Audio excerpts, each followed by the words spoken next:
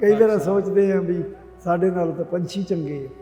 ਜੇ ਹਿੰਦੁਸਤਾਨ ਦੀਆਂ ਚਿੜੀਆਂ ਪਾਕਿਸਤਾਨ ਜਾ ਕੇ ਬਾਜਰਾ ਚੁਗਾਉਂਦੀਆਂ। ਜੋਗਿੰਦਰ ਸਿੰਘ ਸਾਗਰ ਦੇ ਖੰਭ ਹੁਣ ਉੱਡ ਕੇ ਚਲੇ ਜਾਣਗੇ। ਕਦੇ ਯਾਦ ਆਉਂਦੀ ਹੈ? ਯਾਦ ਤਾਂ ਹਰ ਵੇਲੇ ਆਉਂਦੀ ਹੈ। ਅਕਸਰ ਜਨਮ ਭੂਮੀ ਵਤਨ ਦੀ ਯਾਦ ਕਿਉਂ ਨਹੀਂ ਆਉਂਦੀ। ਮਿੱਟੀ ਨੂੰ ਰੋਂਦਾ ਇੱਕ ਭਰਾ ਨੂੰ ਅਸੀਂ ਫੋਨ ਤੇ ਵੀ ਗੱਲ ਨਹੀਂ ਕਰ ਸਕਦੇ ਜਿਸ ਦੇ ਨਾਲ ਖੇਡੇ ਆ, ਘੁੰਮ ਗਏ ਕਰਾਂ ਜਿਹਦੇ ਨਾਲ ਪੜ੍ਹੇ ਆ, ਕਿਉਂਕਿ ਆਜ਼ਾਦੀ ਤੋਂ ਅੱਜ ਮੇਰੇ ਕੋਲ ਕੋਈ ਮੇਰਾ ਕਲਾਸ ਫੈਲੋ ਆਵੇ ਤੇ ਮੈਂ ਹਿੱਕ ਨਾਲ ਲਾਵਾਂ। ਉਹ ਆਪਣੀ ਸਰਕਾਰ ਦੇ ਗੁਲਾਮ ਨੇ, ਅਸੀਂ ਆਪਣੀ ਸਰਕਾਰ ਦੇ ਗੁਲਾਮ। ਕਰਤਾਰਪੁਰ ਲਾਂਘਾ ਖੁੱਲਿਆ ਸੀ, ਉਹ ਕਦੇ ਵੀ ਗਏ? ਖੁੱਲਿਆ ਸੀ, ਬਹੁਤ ਖੁਸ਼ੀ ਹੋਈ ਸੀ। ਕੁਝ ਦਿਨ ਚੱਲਿਆ, ਮੁੜ ਕੇ ਫਿਰ ਉਹੀ ਸਰਕਾਰਾਂ ਦੇ ਚੱਕਰ।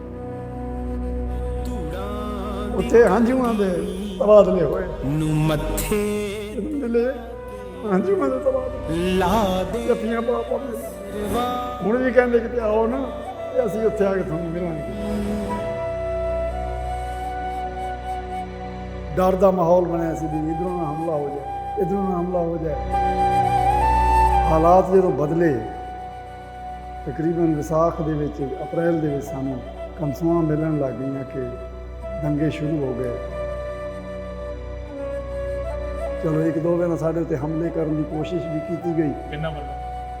ਮੁਸਲਮਾਨ ਆਲੇ ਦੇ ਮਾਲੇ ਦੇ ਲੁਟੇਰੇ ਤੇ ਮੁਸਲਮਾਨ ਇਕੱਠੇ। ਮੁਸਲਮਾਨ ਘੱਟ ਸੀ, ਲੁਟੇਰੇ ਜ਼ਿਆਦਾ ਸੀ। ਉੱਥੇ ਜਾਉਂ ਪਤਾ ਲੱਗ ਜੂ ਪਿੰਡ ਕਿਹੜਾ ਸੀ, ਥਾਂ ਕਿਹੜਾ ਹਾਂ, ਸੀ, ਪਤਾ ਸਭ। ਮੈਂ ਆਪਣੇ ਘਰ ਵੀ ਲੱਭ ਸਕਦਾ ਕਿ ਸਾਰਾ ਪਿੰਡ ਉਜਾੜ ਦਿੱਤਾ, ਲੈ ਗਏ ਉਹ ਖੇਡ ਕੇ। 3 ਗੁਰਦੁਆਰੇ ਸੀ, ਤਿੰਨੇ ਕਹਿੰਦਾ ਮੌਜੂਦ ਖੜੇ। ਗਲਤ ਹੋਇਆ, ਵੰਡ ਹੋਣੀ ਨਹੀਂ ਸੀ ਚਾਹੀਦੀ। ਅਸੀਂ ਇਕੱਠੇ ਰਹਿੰਦੇ ਸੀ, ਇਕੱਠੇ ਰਹਿ ਰਹੇ ਸੀ, ਤਰਸਦੇ ਸਾਨੂੰ ਮਿਲਣ ਨੂੰ, ਅਸੀਂ ਉਹਨਾਂ ਨੂੰ ਮਿਲਣ ਨੂੰ ਤਰਸਦੇ। ਕੋਈ ਇਹੋ ਜਿਹਾ ਇਨਸੀਡੈਂਸ ਵੰਡ ਵੇਲੇ ਜਿਹੜਾ ਹਲੇ ਵੀ ਦਿਲ ਦੇ ਵਿੱਚ ਉਕਰਿਆ ਹੋਇਆ, ਜਿਹੜਾ ਹਲੇ ਵੀ ਯਾਦ ਕਰਕੇ ਲੂ ਕੰਡੇ ਖੜੇ ਹੋਏ ਨੇ? ਕਦੇ ਕਦੇ ਫਾਸਲੇ ਥੋੜੇ ਹੁੰਦੇ ਆ, ਪਰ ਉਮਰਾਂ ਲੰਘ ਜਾਂਦੀਆਂ ਨੇ, ਫਾਸਲੇ ਘਟਾਉਣ ਲੱਗੇ। ਸਰਕਾਰਾਂ ਦੇ ਜਿਹੜੇ ਵਖਰੇਵੇਂ ਹੈ ਨਾ, ਉਹ ਸਾਨੂੰ ਦੂਰ ਕਰੀ ਬੈਠੇ। ਇਹ ਸਰਕਾਰਾਂ ਵਿਰੋਧੀ ਹੈ, ਲੋਕ ਵਿਰੋਧੀ ਨਹੀਂ। ਲੋਕ ਅੱਜ ਵੀ ਪਿਆਰ ਕਰਦੇ। ਅੱਜ ਵੀ ਪਿਆਰ ਕਰਦੇ। ਚੰਗਾ ਈਸੀ ਪੁੱਤਰਾ ਜੇ ਦੇਸ਼ 'ਚ ਰਹਿੰਦੇ, ਸਾਨੂੰ ਆਣ ਅੰਗਰੇਜ਼ਾਂ ਰੋਲਿਆ ਸਾਡੇ ਬਾਬੇ ਕਹਿੰਦੇ। ਪਾਕਿਸਤਾਨੀ ਸ਼ਾਇਰ ਅਫਜ਼ਲ ਸਾਹਿਰ ਲਿਖਦੇ ਨੇ, ਸਾਨੂੰ ਆਣ ਅੰਗਰੇਜ਼ਾਂ ਰੋਲਿਆ ਸਾਡੇ ਬਾਬੇ ਕਹਿੰਦੇ। 47 ਦੀ ਵੰਡ ਦੇ ਵਿੱਚ ਅਨੇਕਾਂ ਹੀ ਪੰਜਾਬੀ, ਮੁਸਲਮਾਨ, ਸਿੱਖ ਅਤੇ ਹਿੰਦੂ ਉਜਾੜੇ ਦਾ ਸ਼ਿਕਾਰ ਹੋਏ ਤੇ ਉੱਜੜ ਕੇ ਵਸੇ। ਉਹਨਾਂ 'ਚੋਂ ਇੱਕ ਸੀ ਜੋਗਿੰਦਰ ਸਿੰਘ ਸਾਗਰ ਹੋਰਾਂ ਦਾ ਪਰਿਵਾਰ। ਉਸ ਵੇਲੇ ਇਹ 11 ਕੁ ਸਾਲ ਦੇ ਸੀ। ਅੱਜ ਸਾਡੇ ਨਾਲ ਨੇ ਸਾਡੀ ਸੀਰੀਜ਼ ਵੰਡ ਦੇ ਵਿੱਚ। ਸਵਾਗਤ ਹੈ ਜੀ ਪ੍ਰੋ ਪੰਜਾਬ ਟੀਵੀ। ਸਤਿ ਸ਼੍ਰੀ ਅਕਾਲ ਜੀ। ਸਤਿ ਸ੍ਰੀ ਅਕਾਲ ਜੀ। ਸਾਗਰ ਸਾਹਿਬ, ਵੰਡ ਦਾ ਉਹ ਖੂਨੀ ਦੌਰ ਤੁਸੀਂ ਵੀ ਦੇਖਿਆ, ਅਨੇਕਾਂ ਹੀ ਪਰਿਵਾਰ ਉੱਜੜ ਗਏ, ਭੈਣ ਭਰਾ ਵਿਛੜ ਗਏ। ਤੁਸੀਂ ਜੋ ਦੇਖਿਆ, ਤੁਹਾਡਾ ਕੀ ਅਨੁਭਵ ਸੀ? ਦੇਖੋ ਜੀ, ਗੱਲ ਇਹ ਵੀ ਸਾਡਾ ਪਿੰਡ ਜਿਸ ਦਾ ਨਾਮ ਸਾਧਵਾਲਾ ਸੀ, ਜ਼ਿਲ੍ਹਾ ਮੀਆਂਵਾਲੀ ਦੇ ਤਹਿਸੀਲ ਬੱਖਰ 'ਚ ਆਬਾਦ ਸੀ। ਤਕਰੀਬਨ 80% ਆਬਾਦੀ ਉੱਥੇ ਮੁਸਲਮਾਨਾਂ ਦੀ ਸੀ। ਹਿੰਦੂਆਂ ਦੇ ਟਾਵੇਂ ਘਰ ਸੀ ਪਿੰਡਾਂ ਦੇ ਵਿੱਚ, ਤੇ ਇੱਕ ਦੋ ਪਿੰਡ ਜਿਹੜੇ ਸੀ ਪਿਓਰ ਸਿੱਖਾਂ ਦੇ, ਜਿਵੇਂ ਸਿੱਖਾਂ ਵਾਲਾ ਹੋ ਗਿਆ, ਰੰਗਪੁਰ ਦਾ ਕੁਝ ਹਿੱਸਾ ਹੋ ਗਿਆ, ਔਰ ਸਾਧ ਵਾਲਾ ਪਿਓਰ ਅਰੋੜੇ ਸਿੱਖਾਂ ਦਾ ਇੱਕ ਪਿੰਡ ਸੀ। ਉਹਦੇ ਵਿੱਚ ਨਾ ਕੋਈ ਹੋਰ ਹਿੰਦੂ ਪਰਿਵਾਰ ਸੀ ਤੇ ਨਾ ਕੋਈ ਮੁਸਲਮਾਨ ਪਰਿਵਾਰ ਹੀ ਸੀ। ਤੇ ਉਸ ਵੇਲੇ ਹਾਲਾਤ ਜਦੋਂ ਬਦਲੇ, ਤਕਰੀਬਨ ਵਿਸਾਖ ਦੇ ਵਿੱਚ, ਅਪ੍ਰੈਲ ਦੇ ਵਿੱਚ ਸਾਨੂੰ ਕਨਸੂਆਂ ਮਿਲਣ ਲੱਗ ਗਈਆਂ ਕਿ ਦੰਗੇ ਸ਼ੁਰੂ ਹੋ ਗਏ, ਮੁਸਲਮਾਨ ਹਿੰਦੂ ਸਿੱਖਾਂ ਨੂੰ ਮਾਰ ਰਹੇ ਨੇ। ਇਹੋ ਜਿਹੇ ਹਾਲਾਤ ਦੇ ਵਿੱਚ ਪਿੰਡ ਵਾਲਿਆਂ ਨੇ ਇਕੱਠ ਕੀਤਾ ਗੁਰਦੁਆਰੇ ਕਿ ਵੀ ਕੱਲ੍ਹ ਨੂੰ ਸਾਡੇ 'ਤੇ ਵੀ ਇਹ ਮਸਲਾ ਆ ਸਕਦਾ ਹੈ, ਦੱਸੋ ਵੀ ਆਪਾਂ ਨੂੰ ਕੀ ਕਰਨਾ ਚਾਹੀਦਾ ਹੈ। ਕਿਸੇ ਨੇ ਕਿਹਾ ਵੀ ਛੱਡ ਕੇ ਚਲੇ ਜਾਣਾ ਚਾਹੀਦਾ ਹੈ, ਕਿਸੇ ਨੇ ਕਿਹਾ ਕਿਲੇਬੰਦੀ ਕਰਨੀ ਚਾਹੀਦੀ ਹੈ, ਕਿਸੇ ਨੇ ਕਿਹਾ ਜੀ ਮੁਸਲਮਾਨਾਂ ਤੋਂ ਮਦਦ ਲੈਣੀ ਚਾਹੀਦੀ ਹੈ। ਵੱਖੋ ਵੱਖ ਵਿਚਾਰ। ਆਖਿਰ ਇਹ ਫੈਸਲਾ ਹੋਇਆ ਕਿ ਸਾਨੂੰ ਮੁਕਾਬਲਾ ਕਰਨਾ ਚਾਹੀਦਾ, ਤਿਆਰੀ ਕਰੋ। ਪਿੰਡ ਦੀ ਕਿਲਾਬੰਦੀ ਕਰ ਲਈ ਗਈ, ਬਾਹਰੋਂ ਨੇੜੇ। ਤੁਸੀਂ ਇਹ ਦੇਖਿਆ ਸਭ ਕੁਝ? ਹਾਂ, ਮੈਂ 11-12 ਸਾਲ ਦਾ ਸੀ, ਤੀਜੀ 'ਚ ਪੜ੍ਹਦਾ ਸੀ ਉਸ ਵੇਲੇ। ਇਹ ਸਾਰਾ ਕੁਝ ਸੁਣਿਆ ਦੇਖਿਆ। ਗੁਰਦੁਆਰੇ 'ਚ ਵੀ ਮੈਂ ਉਸ ਵੇਲੇ ਮੌਜੂਦ ਸੀ, ਜਿਸ ਵੇਲੇ ਸਾਰਾ ਮਤਲਬ ਹੈ ਕਿ ਅਸੀਂ ਮੁਕਾਬਲਾ ਕਰਾਂਗੇ। ਪਰਿਵਾਰ 'ਚ ਗੱਲਾਂ ਹੁੰਦੀਆਂ ਹੋਣੀਆਂ ਉਸ ਵੇਲੇ? ਪਰਿਵਾਰ ਦੇ ਵਿੱਚ 'ਚ ਗੱਲਾਂ ਹੁੰਦੀਆਂ। ਕੀ ਗੱਲਾਂ ਹੁੰਦੀਆਂ ਸੀ ਪਰਿਵਾਰ 'ਚ? ਕੌਣ ਇਹ ਸੀ? ਹੁੰਦੀਆਂ ਵੀ ਸਾਨੂੰ ਹੁਣ ਇਹ ਜ਼ਮੀਨਾਂ, ਇਹ ਕਾਰੋਬਾਰ, ਇਹ ਸਾਰਾ ਕੁਝ ਛੱਡ ਕੇ ਤੇ ਜਾਣਾ ਪਏਗਾ, ਕਿਉਂਕਿ ਦੇਸ਼ ਦੀ ਵੰਡ ਹੋਣ ਵਾਲੀ ਹੈ। ਇਸ ਵੰਡ ਹੋਣ ਦੇ ਵਿੱਚ ਸਾਨੂੰ ਇੱਥੋਂ ਜਾਣਾ ਪਏਗਾ। ਕਈ ਕਹਿੰਦੇ ਸੀ ਹੁਣੇ ਹੀ ਚਲੇ ਜਾਈਏ, ਕਈ ਕਹਿੰਦੇ ਸੀ ਨਹੀਂ, ਅਸੀਂ ਸ਼ਾਇਦ ਇੱਥੇ ਨਾ ਹੀ ਉਜੜਨਾ ਪਵੇ। ਸਰਕਾਰਾਂ ਬਦਲਦੀਆਂ ਰਹਿੰਦੀਆਂ, ਇਸ ਤਰ੍ਹਾਂ ਵੱਖੋ ਵੱਖ ਵਿਚਾਰ ਸੀ ਲੋਕਾਂ ਦੇ। ਕਿਹਾ ਜਾਂਦਾ ਜਿਹੜੇ ਬੱਚੇ ਹੁੰਦੇ ਆ, ਬੱਚਿਆਂ ਦਾ ਮਨ ਚੰਚਲ ਹੁੰਦਾ। ਤੁਸੀਂ ਉਦੋਂ ਤੀਸਰੀ ਕਲਾਸ ਦੇ ਵਿੱਚ ਸੀ, ਤੁਸੀਂ ਕਿਹਾ 10-11 ਸਾਲ ਦੀ ਮੇਰੀ ਉਮਰ ਸੀ। ਹਾਂਜੀ। ਘਰ ਦੇ ਵਿੱਚ ਮੈਂ ਪੁੱਛਣਾ ਚਾਹੂੰਗਾ ਕੌਣ ਸੀ? ਕੋਈ ਸਵਾਲ ਪੁੱਛਿਆ ਜਦੋਂ ਮਾਪਿਓ ਕਹਿੰਦੇ ਸੀ ਵੀ ਇੱਥੋਂ ਚਲੇ ਜਾਣਾ? ਕਿੱਥੇ ਜਾਣਾ, ਕਿੱਧਰ ਨੂੰ ਜਾਣਾ, ਇਹ ਨਹੀਂ ਸੀ ਪਤਾ।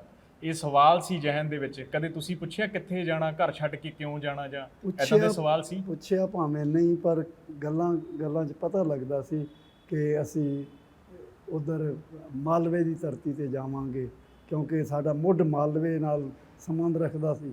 ਇਸ ਕਰਕੇ ਮਾਲਵੇ ਦੀ ਧਰਤੀ 'ਤੇ ਜਾਵਾਂਗੇ, ਜਿਸ ਨੂੰ ਰੋਹੀ ਦਾ ਇਲਾਕਾ ਕਹਿੰਦੇ ਨੇ, ਕਿਉਂਕਿ ਸਾਡੇ ਬਜ਼ੁਰਗ ਊਠਾਂ ਦਾ ਕੰਮ ਕਰਦੇ ਸੀ। ਉੱਥੋਂ ਊਠ ਇਕੱਠੇ ਕਰਨੇ ਤੇ ਇੱਧਰ ਆ ਕੇ ਵੇਚਣੇ ਮਾਲਵੇ ਦੀ ਧਰਤੀ 'ਤੇ। ਇੱਧਰ ਲੈਣ ਦੇਣ ਵੀ ਬਣਿਆ ਹੋਇਆ ਸੀ ਤੇ ਇਲਾਕੇ ਦੇ ਵਿੱਚ ਜਾਣਕਾਰੀ ਵੀ ਸੀ। ਤੇ ਉਸ ਵੇਲੇ ਇਹੀ ਗੱਲਾਂ ਕਰਦੇ ਸੀ ਵੀ ਆਪਾਂ ਜਾ ਕੇ ਉੱਥੇ ਵਸ ਜਾਵਾਂਗੇ। ਫਿਰ ਕੀ ਹੋਇਆ? ਜੇ ਇੱਥੋਂ ਉੱਠਣਾ ਵੀ ਪਿਆ, ਫਿਰ ਕੁਦਰਤੀ ਹਾਲਾਤ ਬਦਲਦੇ ਗਏ, ਜਾਣ ਦਾ ਮੌਕਾ ਨਾ ਮਿਲਿਆ। ਫਿਰ ਤਿਆਰੀ ਹੋ ਗਈ ਮੁਕਾਬਲੇ ਦੀ। ਚਲੋ 1-2 ਵਾਰ ਸਾਡੇ ਉੱਤੇ ਹਮਲੇ ਕਰਨ ਦੀ ਕੋਸ਼ਿਸ਼ ਵੀ ਕੀਤੀ ਗਈ। ਕਿਹਨਾਂ ਵੱਲੋਂ? ਮੁਸਲਮਾਨ ਆਲੇ ਦੇ ਵਾਲੇ ਲੁਟੇਰੇ ਤੇ ਮੁਸਲਮਾਨ ਇਕੱਠੇ। ਮੁਸਲਮਾਨ ਘੱਟ ਸੀ, ਲੁਟੇਰੇ ਜ਼ਿਆਦਾ ਸੀ। ਕਿਉਂਕਿ ਮੁਸਲਮਾਨ ਤੇ ਸਿੱਖਾਂ ਦਾ ਕੋਈ ਰੌਲਾ ਤਾਂ ਹੈ ਨਹੀਂ ਸੀ ਪਹਿਲਾਂ। ਹਵਾ ਇਹੋ ਜਿਹੀ ਚੱਲੀ ਕਿ ਜਿਹੜੇ ਸੱਜਣ ਸੀ ਉਹ ਵੀ ਦੁਸ਼ਮਣ ਬਣ ਗਏ। ਉਹ ਲੁਟੇਰੇ ਲੋਕ ਇਕੱਠੇ ਹੋ ਕੇ ਮਾਰ ਦਿਓ ਵੀ, ਵੱਢ ਦਿਓ ਵੀ, ਚੱਕ ਦਿਓ ਵੀ। ਤੇ ਇੱਧਰੋਂ ਵੀ ਤਿਆਰੀ ਸੀ, ਅਸਲਾ ਅਸੀਂ ਬਹੁਤ ਇਕੱਠਾ ਕਰ ਲਿਆ ਸੀ ਪਠਾਨਿਸਤਾਨ 'ਚੋਂ ਲਿਆ ਕੇ, ਤੇ ਕਿਲਾਬੰਦੀ ਵੀ ਕੀਤੀ ਹੋਈ ਸੀ। ਇੱਕ ਵਾਰ 10,000 ਬੰਦੇ ਦਾ ਹਜੂਮ ਜਦੋਂ ਹਮਲਾ ਕਰਨ ਆਇਆ ਤੇ ਅੱਗੋਂ ਉਹਨਾਂ ਨੇ ਨਾਅਰਾ ਲਾਇਆ, ਅੱਗੋਂ ਅਸੀਂ ਫਿਰ ਫਾਇਰਿੰਗ ਸ਼ੁਰੂ ਕਰ ਦਿੱਤੀ। ਉਹ ਫਾਇਰਿੰਗ ਵੀ ਇੱਕਦਮ 100 ਫਾਇਰ ਦੇ ਕਰੀਬ ਇਕੱਠਾ ਹੋਇਆ। ਉਹ ਭੱਜ ਗਏ ਸਾਰੇ। ਫਾਇਰ ਕਰਨ ਵਾਲਿਆਂ 'ਚ ਕੌਣ ਸੀ? ਪਰਿਵਾਰਕ ਮੈਂਬਰ ਸੀ? ਸਾਡੇ ਪਰਿਵਾਰਕ ਮੈਂਬਰ ਦੇ ਵਿੱਚ ਮੇਰਾ ਚਾਚਾ ਸੀ ਇੱਕ, ਤੇ ਇੱਕ ਮੇਰਾ ਫਾਦਰ ਸੀ, ਹਰਨਾਮ ਸਿੰਘ ਤੇ ਹਰਦੇਵ ਸਿੰਘ। ਬਾਕੀ ਤਾਇਆ ਕਰਮ ਸਿੰਘ ਪਹਿਲਾਂ ਹੀ ਮਾਲਵੇ 'ਚ ਆਇਆ ਹੋਇਆ ਸੀ, ਤੇ ਹਰੀ ਸਿੰਘ ਉੱਥੇ ਸੀ। ਇਹ ਹਰੀ ਸਿੰਘ ਹੋਰਾਂ ਆਪਣੇ ਗਰੁੱਪ ਨਾਲ ਪਹਿਰੇ ਬੰਦੀ 'ਤੇ ਸੀ ਪਿੰਡ ਦੀ।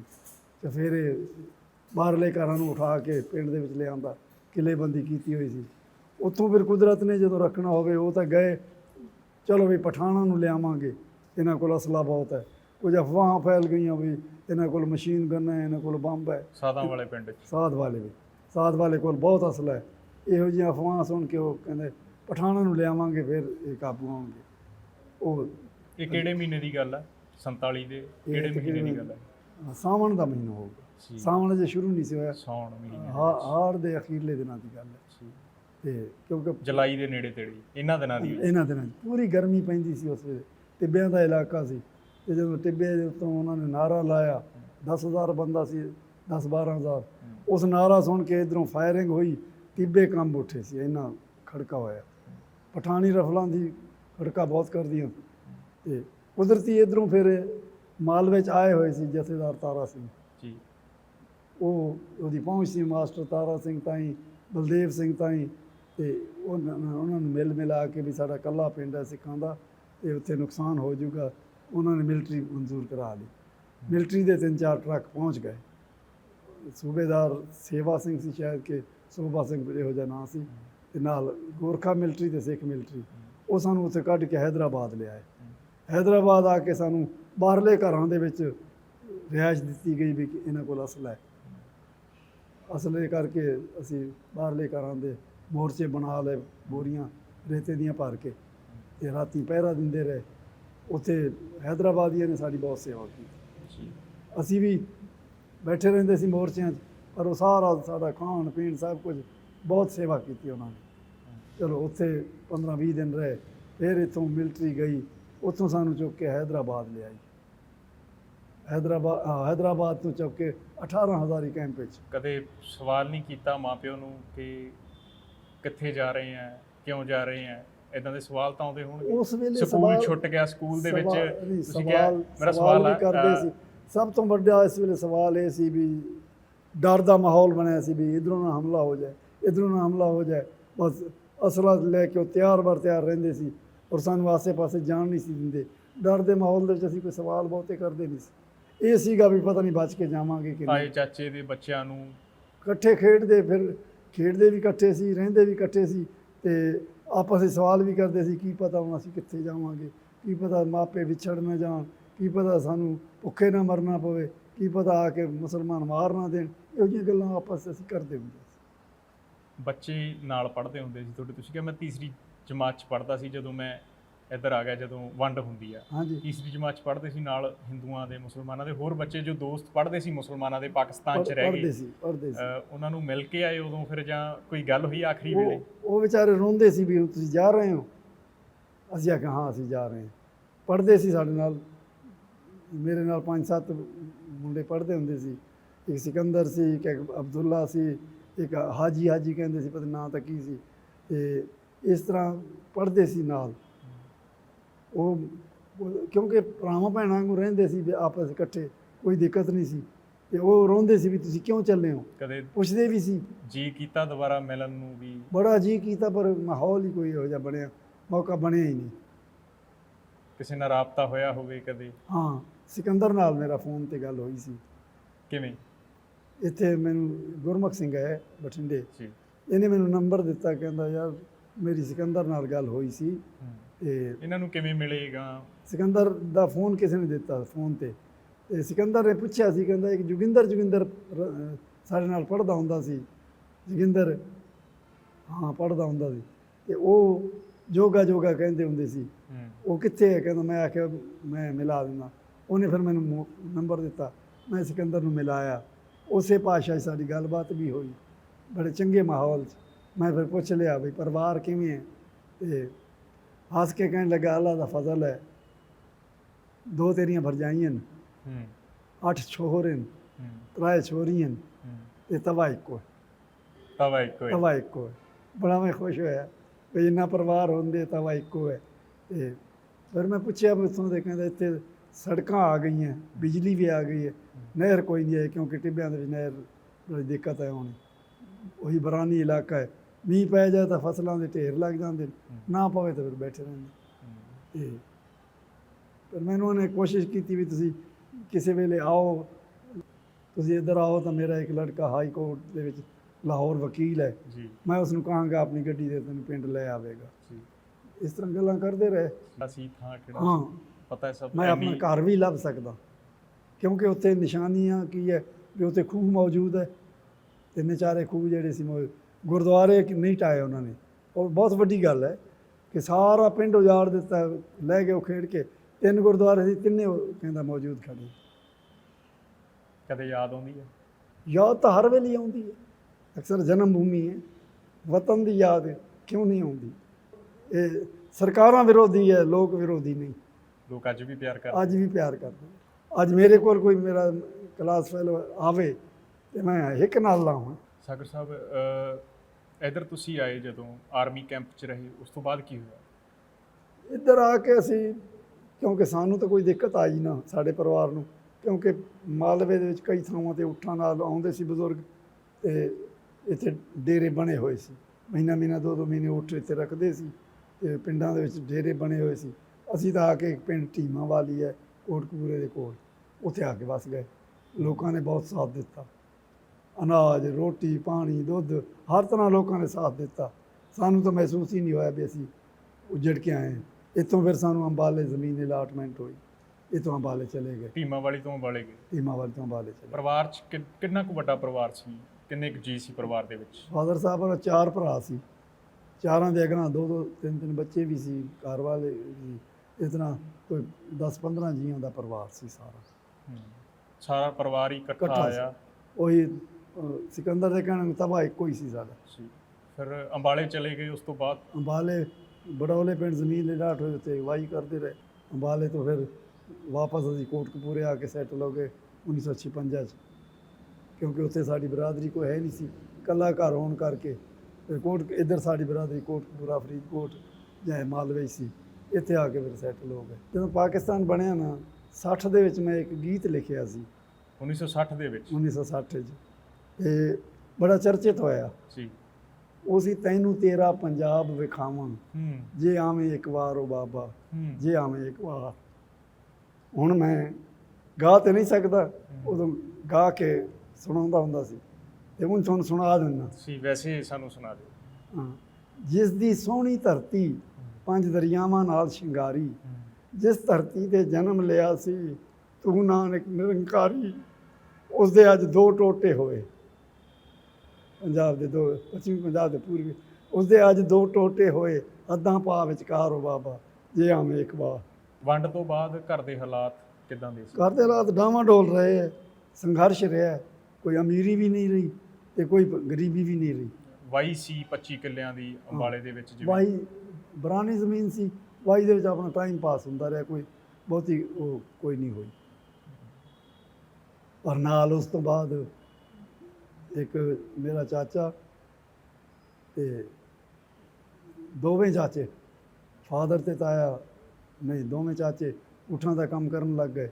ਰਾਜਸਥਾਨ 'ਚ ਊਠ ਲਿਆਉਣੇ ਤੇ ਮਾਲਵੇ 'ਚ ਆ ਕੇ ਵੇਚਣੇ, ਉਹਦੇ ਨਾਲ ਕਮਾਈ ਚੰਗੀ ਹੋਣ ਲੱਗ ਗਈ, ਘਰ ਦੀ ਖੁਸ਼ਹਾਲੀ ਆ ਗਈ ਘਰ ਦੇ ਹਾਲਾਤ ਦੇ ਵਿੱਚ। ਕਦੇ ਜੀ ਕਰਦਾ ਵਾਪਸ ਜਾਣ ਨੂੰ ਉੱਧਰ?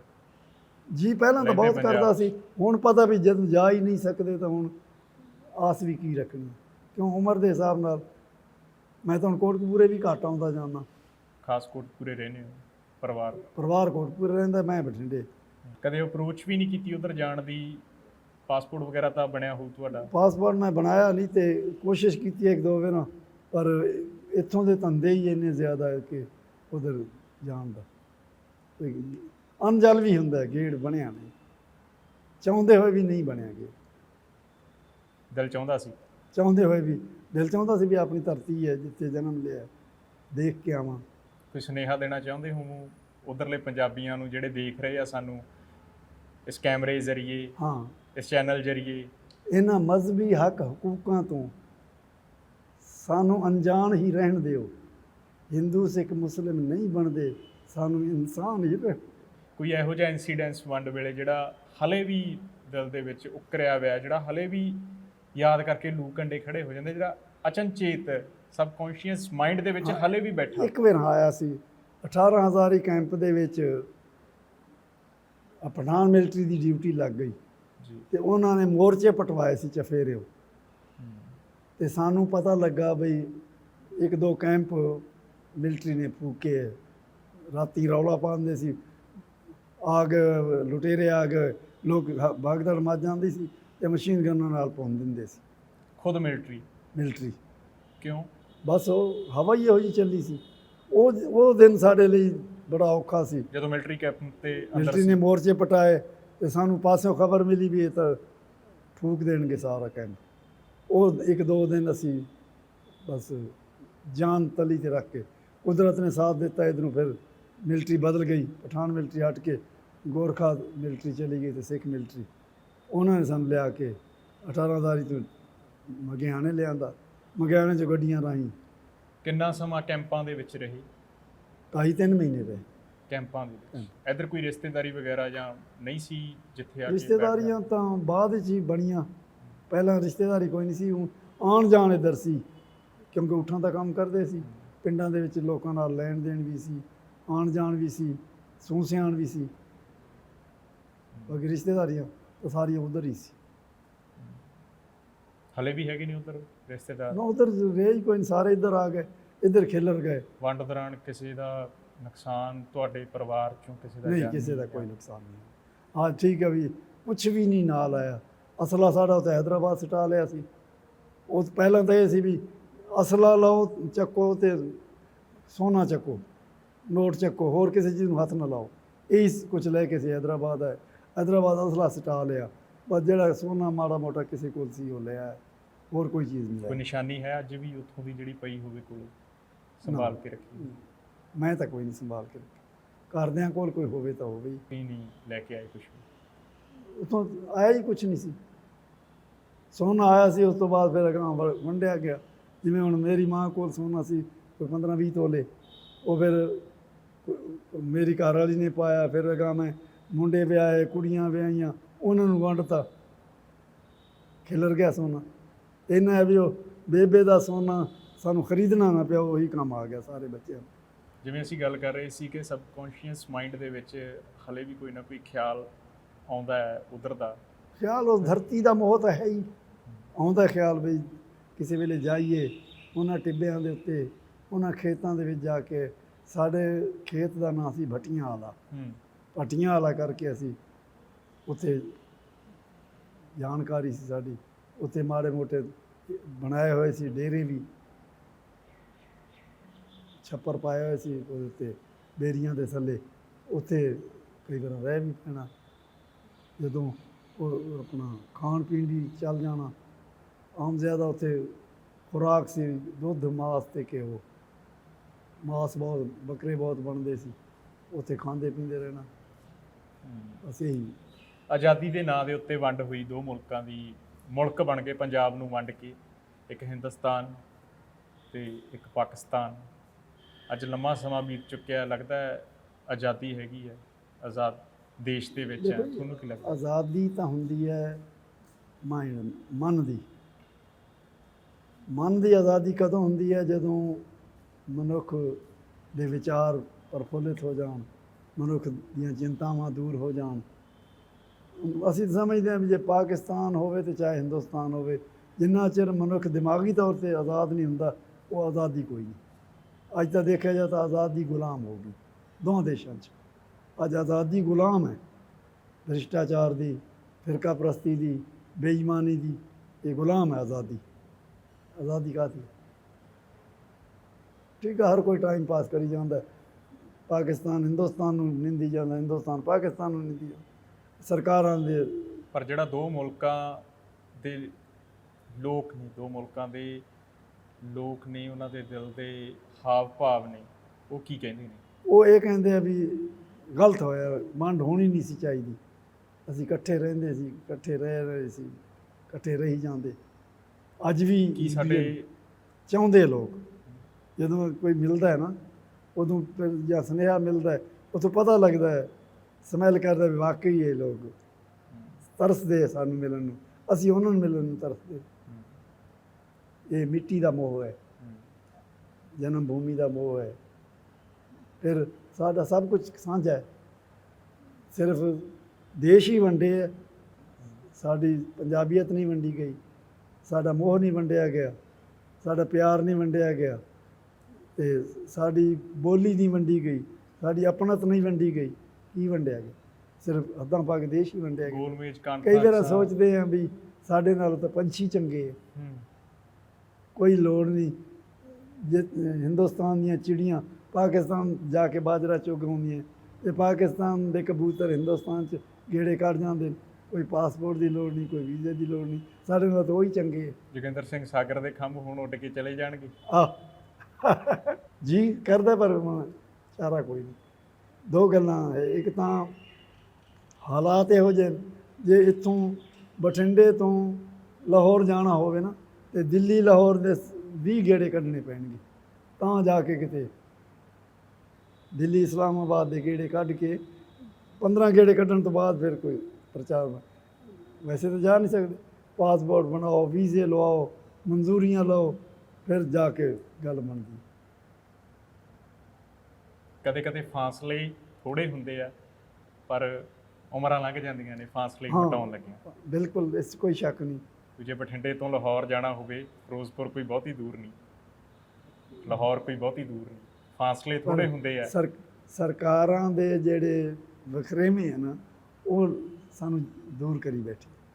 ਕਰਤਾਰਪੁਰ ਲਾਂਘਾ ਖੁੱਲਿਆ ਸੀ, ਉਹ ਵੀ ਖੁੱਲਿਆ ਸੀ, ਬਹੁਤ ਖੁਸ਼ੀ ਹੋਈ ਸੀ।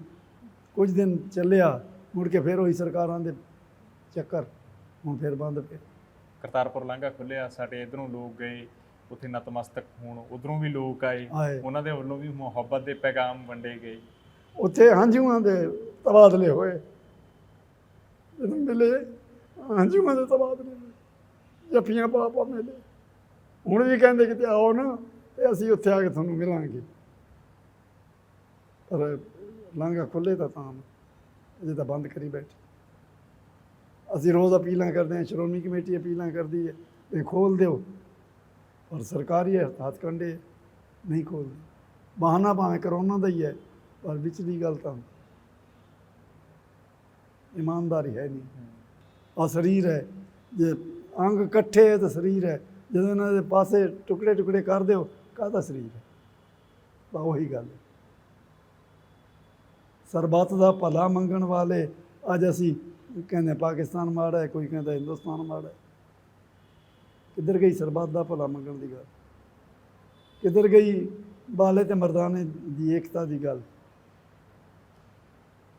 ਅਸੀਂ ਉਖੜ ਚੁੱਕੇ ਹਾਂ, ਮਾਨਵਵਾਦ ਤੋਂ ਪਾਸੇ ਜਾ ਚੁੱਕੇ ਹਾਂ।